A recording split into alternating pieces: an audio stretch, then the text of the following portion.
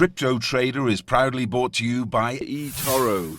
Discover a simpler way to trade and invest in cryptocurrencies and more.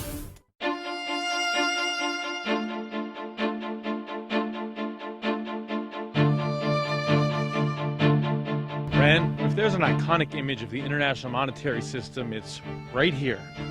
And 75 years to the day that the 1944 Bretton Woods Agreement was signed, the team at Bancor has brought 250 delegates from all over the world, from a myriad of disciplines, not to remake or replace that image, but perhaps to enhance it, to redetermine what value is, and certainly to see if crypto and blockchain can be used as a means to make it more inclusionary.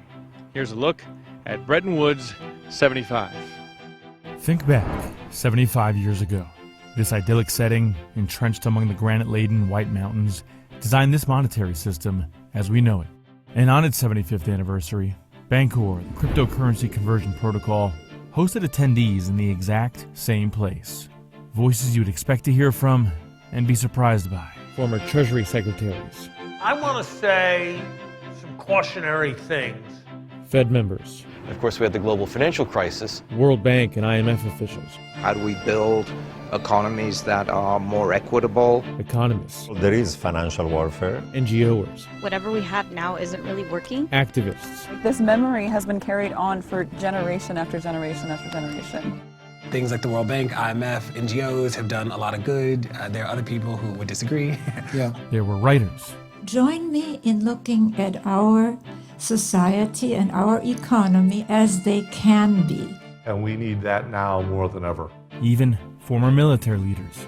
Aristotle, Galileo, Michelangelo, Da Vinci, each was unique and ahead of their time. And of course, leaders in the blockchain and crypto space to reflect upon and rethink economies of the future. 75 years ago, 700 men gathered here to design a framework for global economic cooperation that they hoped would end world wars. In an era so deeply etched with our worst, this gathering was intended to be our best. Let's rewind and go back in time to some darker days in 1944.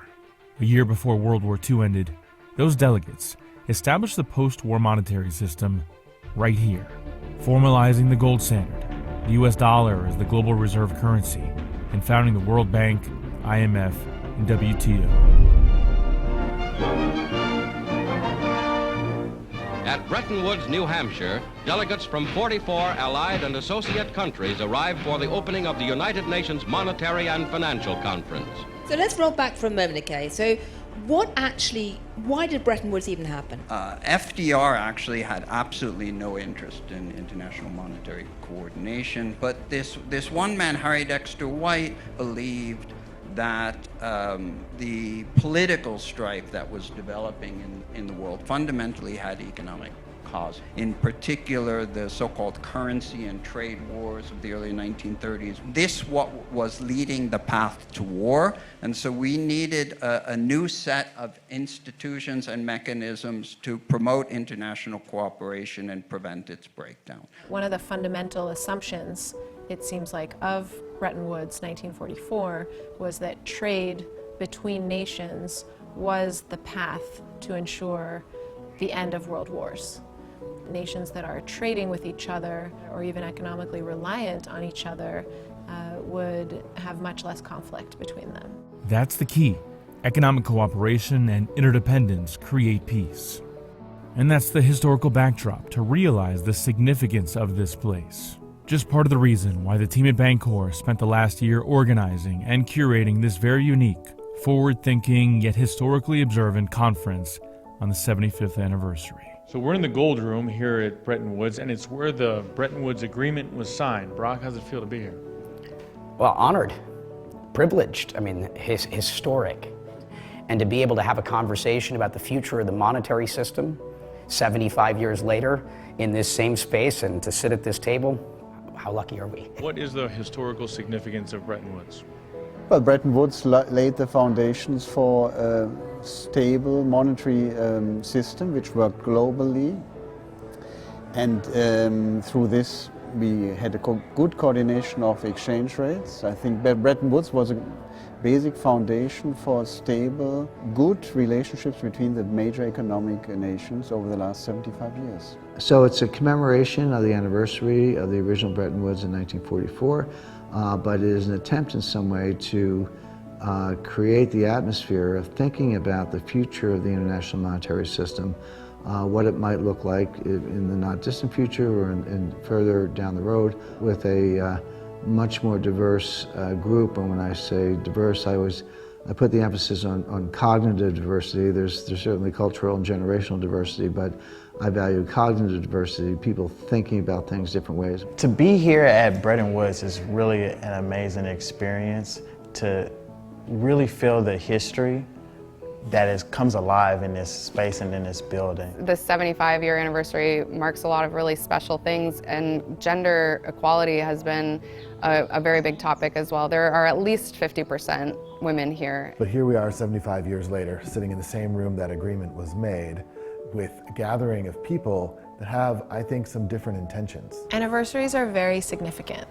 There's something unique and special about the fact that 75 years ago, exactly to this day, this gathering took place in this place that allows us to really harness some collective brain power and energy around the 75th anniversary. And the idea of having this currency for currencies is what we are like, that's really, really smart. That's much better than trying to create exchange pair between any two currencies. The idea of Banco was exactly to be the supranational currency that will be able to connect between all the world's currencies and to be in the middle. We see currency as a tool for human collaboration, and we don't see a limit on how much of this tool that we can have. The long tail is open to everyone. The vision really is that currency is becoming a tool for the quantifying, the storing, and the moving of the value between people, and it's much more dimensional, that value, than our current monetary system really allows us to account for. That proposal really inspired us. And that in turn inspired the organizers to ask whether the current global economic order may pivot moving forward, given recessionary indicators that we've been covering over the last few weeks on the show. There are warning signs. So there are a lot of challenges today in the international monetary system. And we live in very interesting times. Global trade wars are escalating. What do we think these are actually about? It's about money, it's about currency, and we can't grow ourselves out of these issues. And there's great tensions around the US dollar today. The Eurozone, with a lot of questions of whether that's going to be able to stay together and work as one organization. We are very much advocates of free trade and trade agreements the way we had them in the past. I think everybody now understands that the multilateral institutions are under enormous stress. The reforms in terms of their governance are moving very, very slowly. Obviously, we still have high inflation in a few countries, like in Argentina, like in much more extreme in Venezuela. Inflation is rising globally. There's about 180 countries with currencies that the UN recognizes. About 60 of those have inflation rates above 5%. The target for the Fed is 2%. The Fed is facing a lot of challenges in the U.S. Trying to get to its 2% inflation target. So money is a belief system. It's also like a game of confidence. My biggest concern of our current monetary system is US dollar right now becoming a single point of failure. There's obviously massive debt loads that hover over most of the world's governments today. The U.S. is accumulating more debt than it has in the past. Countries like Japan have extreme amounts of debt and are still paying very low interest rates. Over 320% of GDP is the global debt. In the United States, the debt is $22.5 trillion. That's $68,000 per citizen. This is completely unsustainable. And I actually wish the markets weren't so sanguine about it, because at some point, they're going to have to pay a price for that, and I'd rather see more discipline earlier on rather than something bigger down the line. Negative interest rates, when governments are saying you have to pay us to hold your money here, that is normally a sign of bad things to come.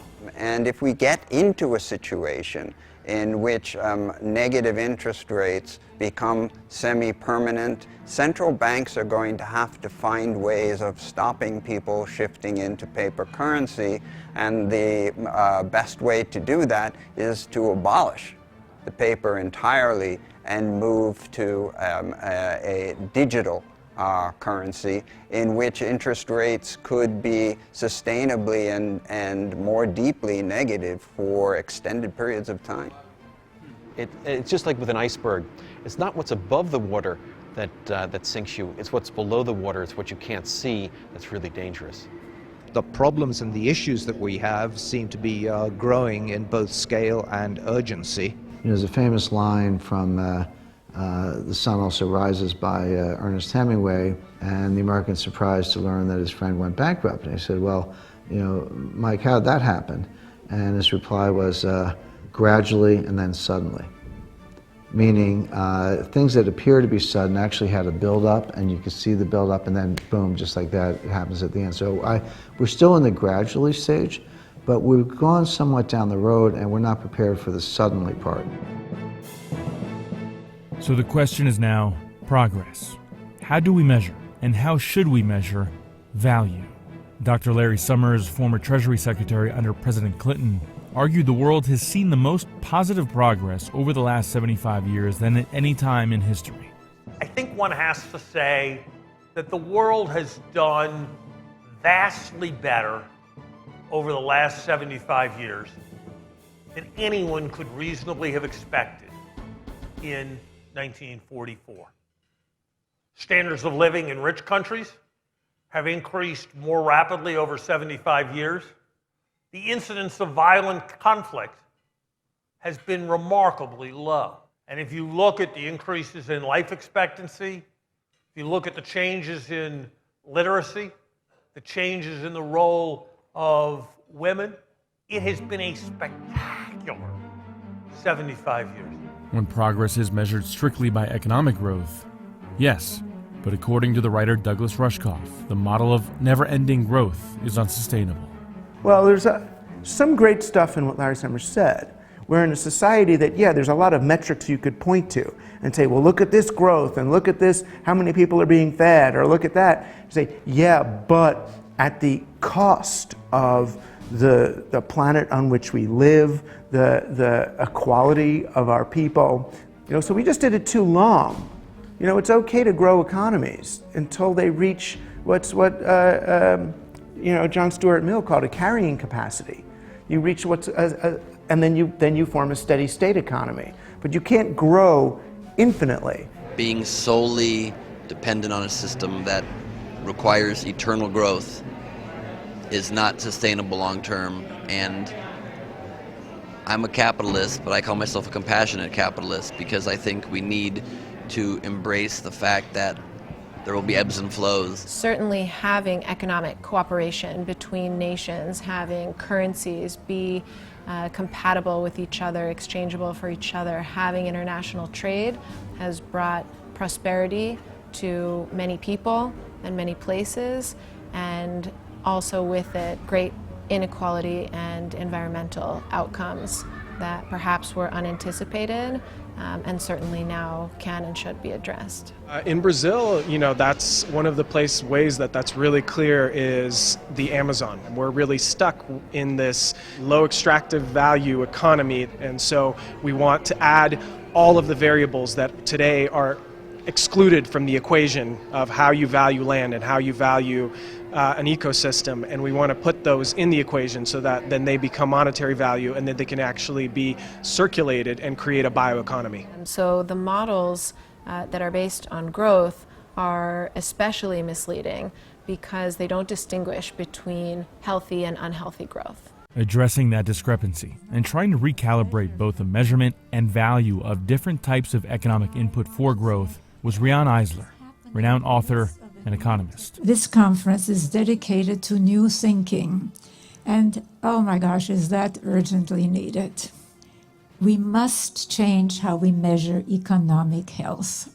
Just think about GDP, which of course, it would be funny if it weren't so tragic, because GDP really includes activities that actually harm and take life as productive work. Not only does GDP include negatives as positives, it fails to include the huge economic value of the essential activities of the three economic sectors ignored in present thinking: the natural economy, the community volunteer economy, and the household economy, the three life-sustaining sectors that I propose in the real wealth of nations must be included in our economic paradigm to meet our unprecedented challenges. How do we then correct said discrepancies? And more pressing here that organizers asked was, how should we measure progress moving forward?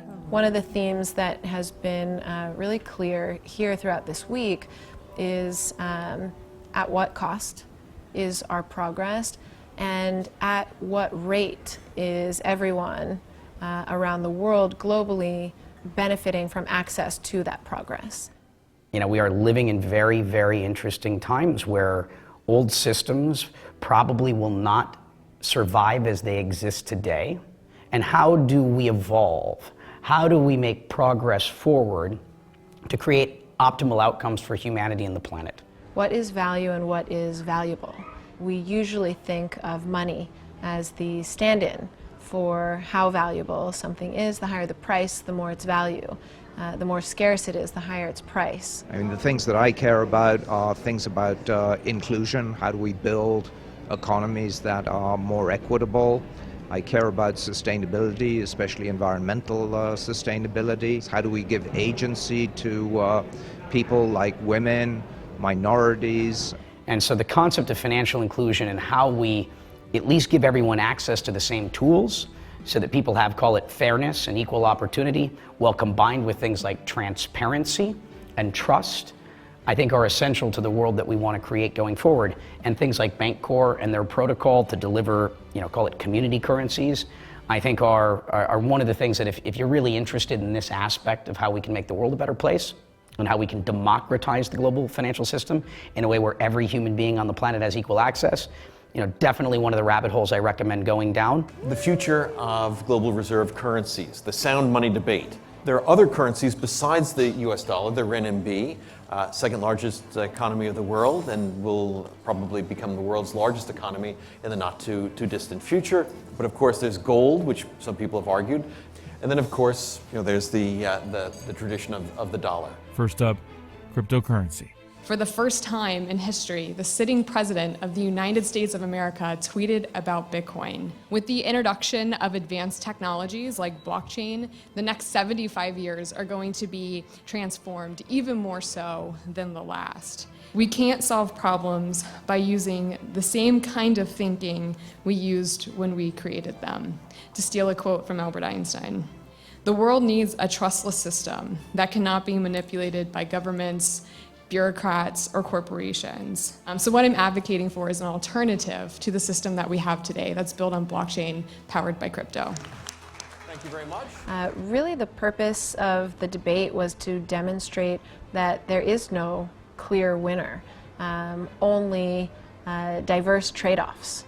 I think the debate was excellent at getting the trade-offs, but I don't think anyone had sort of like the killer argument of why one would win versus the other. And so the default kind of goes to the status quo then. Defending the status quo and critical of crypto was again former Treasury Secretary Larry Summers.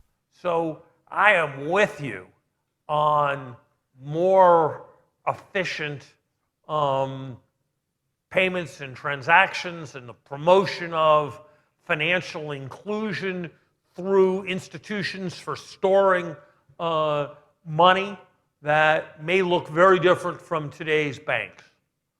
But to suggest that those are fundamentally society realigning, it seems to me, is a case that has not yet been made. Also here making their crypto-contrarian case were Dr. Doom himself, Nouriel Roubini, and James Rickards, author of numerous books on money. The term cryptocurrency is a misnomer because none of these cryptocurrencies starting with Bitcoin is either a unit of account or a means of payment, 5 transactions per second. The Visa system allows you to do 25,000 transactions per second. And it's not a stable store of value. The value of Bitcoin can go up 10% or down 10, 20% in a day. And on blockchain, all this blockchain enterprise DLT is bigger bullshit because they're private, they're not public, they're permissioned, they're not permissionless, they're centralized, they're not decentralized, and they're based on a trusted set of limited people who can authenticate transaction, and they're not therefore trustless. So they call them blockchain, but then none of them is blockchain. Rickards and Rubini, however, mainly debated currency wars and the weaponized U.S. system of international sanctions. Rickards noting China, partly in response, is building its own cryptocurrency payment rails. China and Russia are building something like that. They're not ready to roll it out because they have to get a little more gold. Russia and China developing a new cryptocurrency. You can call it a Putin coin or a Xi coin if you want to. That would be part of a permissioned distributed ledger that could be used for balance of payments and trade purposes among a set of countries that they invite in. And I expect it would be Russia, China, Turkey, Iran, North Korea, probably Venezuela, Syria, but China rather might prevail upon Hong Kong to join. Then you'd have a major financial center. Maybe they could extend an invitation to their BRICS trading partners, so get Brazil or India in the club. They could keep score in this new coin or token, and then periodically, once or twice a year, settle up on a net basis in physical gold. And China and Russia have each more than tripled their gold reserves in the last 10 years. Gold is a hot topic. But also, back to blockchain, is Facebook's Libra that even has former Federal Reserve Governor Randy Kroszner talking about its effect. I think at least for the next 5 to 10 years, it's sort of status quo, but something like Libra has the potential to have the technological innovation and the installed base to start to really chip away at the status quo. We'll just have to see how the regulators respond to it. One such regulator, a European Central Bank commissioner, was on hand right before the interest rate meeting, who is in fact open to crypto as well. Well, there were Senate and congressional hearings just recently about Facebook's launch. What do we think? I mean, I just come back from the G7 meeting, which was in close to Paris last week, and it was, I would say, the main topic of discussion. The main topic? Well, it was a very important topic of discussion. I think it's a great initiative from a technological perspective. It's great to work on cross-border payments because this is something which is underdeveloped so far. I think from our perspective it is, however, key that the products which are offered are safe. It will not be used for terrorist financing, not be used for money laundering. That consumer protection is guaranteed. If it works, we want it to function. We don't want it to be the source of a crisis. Going back to our earlier examination, however, are we approaching an economic recessionary crisis? If so, we had wide-ranging arguments in favor of crypto and blockchain as an alternative to the current status quo. Blockchain gives us an opportunity to democratize this tool called money in a way that we haven't had access to in the past centuries. But there's a huge opportunity with the advent of cryptographically secure and validated distributed technology for us to really overturn things, and I think this is the natural course. Where do we go from here? I'm very interested always in community currencies and how do we deliver ubiquitous financial inclusion around the planet. And so many people who are today completely outside of the market economy can potentially participate in a market economy because with digital technologies you can get down to the scale at which they're operating. I think we all sense the potential for a more decentralized, distributed future that has more and more surface area for innovation rather than these kind of gated permission systems.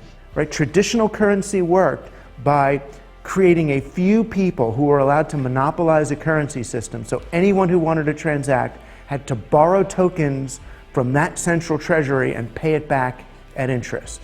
And that's what a blockchain could say, well, wait a minute, we're going to take that king, we're going to take that treasurer away. Because ultimately what these cryptos are doing are trying to say People want to just make exchanges amongst themselves, and they don't really need the monopoly of the government in order to facilitate that. They can find new, more efficient ways of doing it themselves. The sentiment is that the government still is having trouble understanding that Bitcoin is still a little bit of Wild West and it's untamable. There still is a deep misunderstanding, though, of the difference between a decentralized currency and something like a Libra or a stable coin, what is to be backed by an asset. As more and more companies, more and more governments see this new way of building not just a currency, but a community of value, you're going to see more and more of this self-reinforcing cycle. We are going to see much more radical transformations in our financial system than we will in the past 75 years. And I do think blockchain is going to be a key role in the future monetary system. You start using it in effective ways, like how do we move water from being considered a commodity to being worked on as a commons?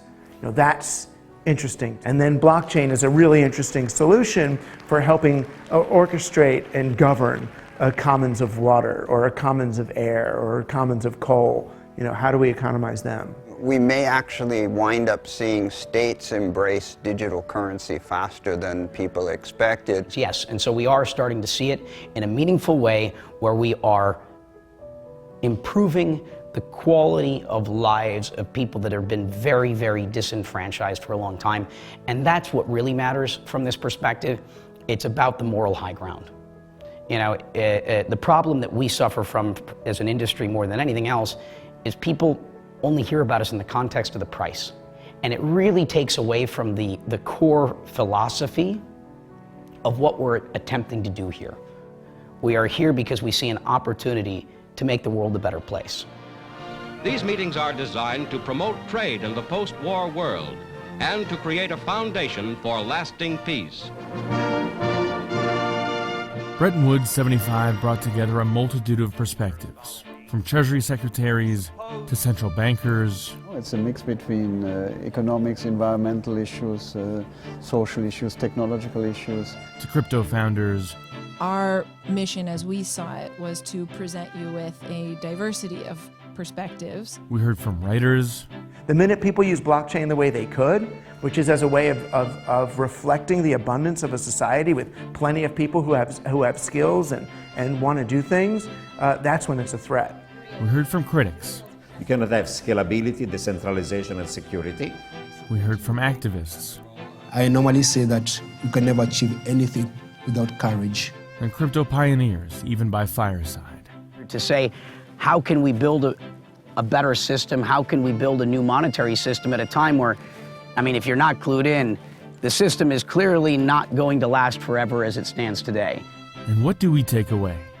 There are winners and losers, haves and have-nots, and negative effects of the industrial age that may be rebalanced.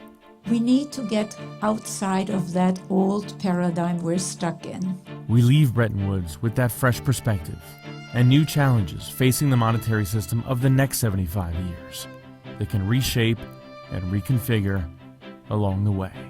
A paradigm shift will emerge, and cryptocurrencies are most well-positioned to be that paradigm shift, and in fact, they already are. What will the next 75 years look like? Global monetary cooperation? Community-based currencies? According to many here, we are in the middle of that paradigm shift. This was the perfect historic setting to chart its course, and now could be time to set out on its path.